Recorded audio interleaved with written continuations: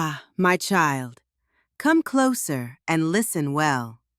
Tonight, I will tell you the story of Mama Thandi, a woman whose name was feared in every corner of her village, not because she was evil, but because she had the kind of eyes that could see the truth hiding behind people's smiles. Now, Mama Thandi had only one son, Sifo. He was her pride, her only jewel, the child she raised alone after her husband passed when Sifo was just 5. She worked day and night, selling handmade baskets by the roadside, making sure that her son went to school. She said to anyone who cared to listen, "My son will never bow to poverty like I did." Years passed, and her son grew into a fine man, tall, respectful, always greeting elders with both hands and never raising his voice. But when the day came that Sifo brought home a woman, Mama Thandi's heart began to tremble.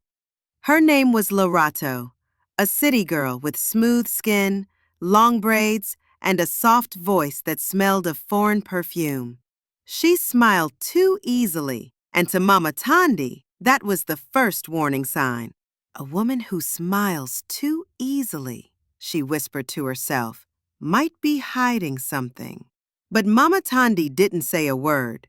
She only nodded, hugged the girl, and began her secret test, the test of the mother-in-law. The first test came the very next morning.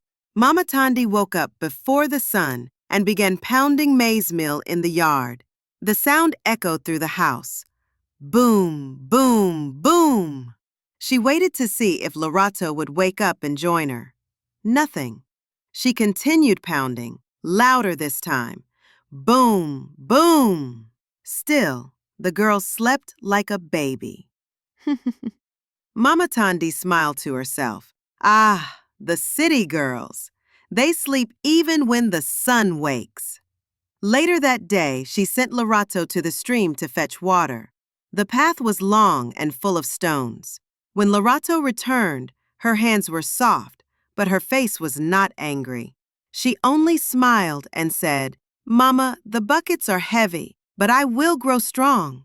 That was when Mama Thandi looked again. There was no pride in her tone, no complaint, only patience. The old woman nodded quietly. Days passed, and each day came with a new test. One day, she told Lerato to cook ungusho, samp, and beans. Mama Thandi stood by the doorway, watching her carefully, waiting for her to burn the food or complain about the smoke.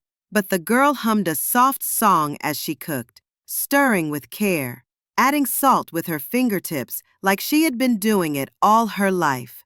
When Mama Thandi tasted the food, her eyes widened. It was perfect. But she didn't say a word. Even the rain can fall too early, she thought. Let me not trust the clouds yet. Then came the final test.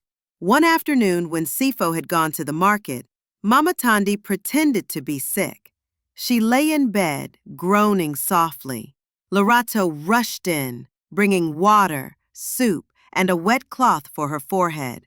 The girl stayed by her side the whole night, whispering prayers and songs her grandmother had taught her. When Mama Thandi opened her eyes in the morning, she found Lerato sleeping beside the bed, holding her hand. For the first time, the old woman smiled, a deep, true smile.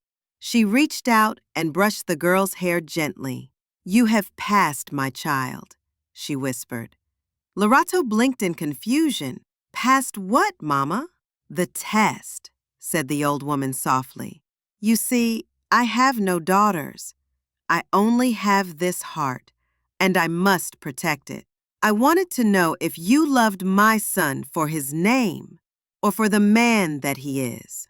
Lerato bowed her head.